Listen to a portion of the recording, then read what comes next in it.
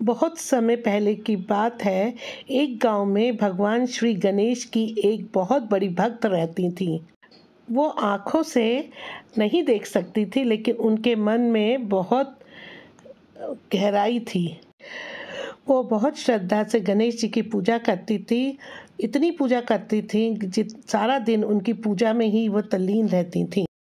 उनकी पूजा से गणेश भगवान जी उनसे इतने प्रसन्न हुए और वो उनके सामने प्रकट हुए और बोले, माई मैं तुमसे बहुत प्रसन्न हूँ, मांग जो भी मांगना चाहती है, बस एक वरदान मांग, मैं तुझे जरूर दूंगा।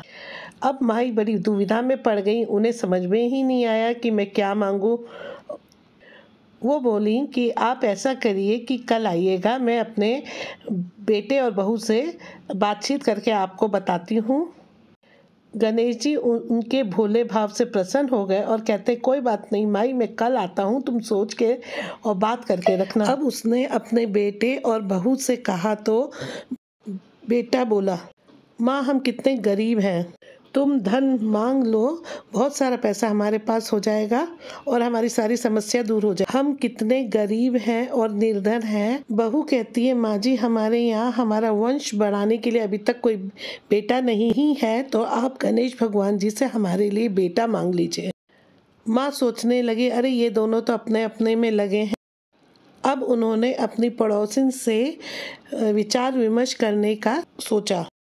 पड़ोसी अच्छी थी, उन्हीं की उम्र की थी।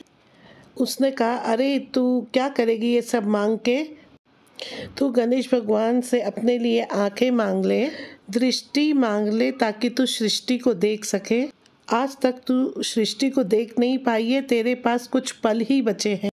अब बूढ़ी माई ने विचार किया और दूसरे दिन जब गणेश जी उनके सामने प्रकट हुए तो गणेश जी बोले, क्या मांगना है बताओ माई, तुमने अच्छे से सोच लिया? एक वरदान देने के लिए मैं बाध्य हूँ।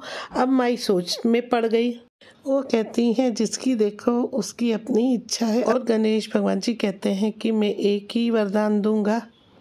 बहुत सोचने के बाद वो बोली कि हे प्रभु, मैं अपने पोते को सोने के गिलास में दूध पीते देखना चाहती हूँ। अब गणेश भगवान जी मुस्कुराए और बोले कि अरे माँ, तुम तो बहुत चालाक निकली, तुमने एक ही वरदान में सब कुछ मांग लिया। जब तक तेरे घर में धन नहीं होगा, तू सोने के गिलास में कैसे पोते को दूध पिला सकेगी?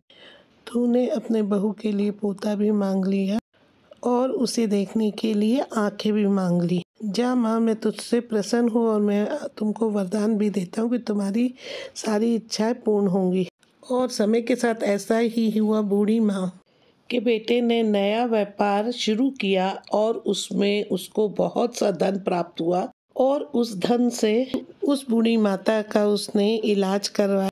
और दूसरी ओर उसके घर में पोता हुआ और उसने अपने पोते को सोने के गिलास में दूध पीता हुआ देखा। इसलिए जो कुछ भी मांगो बहुत सोच समझ कर मांगो। और सच कहूँ, यदि भगवान से आप ये मांगते कि मेरी सभी मनोकामना पूरी कर देना, तो आप बाद में खुद उससे परेशान हो जाएंगे। तो मेरा ये कहना है कि एक ही मनोकामना मांगो जब तक कि वो पूरी ना हो जाए। तो दोस्तों, जब कभी भी आप भगवान से जो कुछ भी मांगो, बहुत सोच समझ के मांगे और जो जरूरी हो वही मांगे।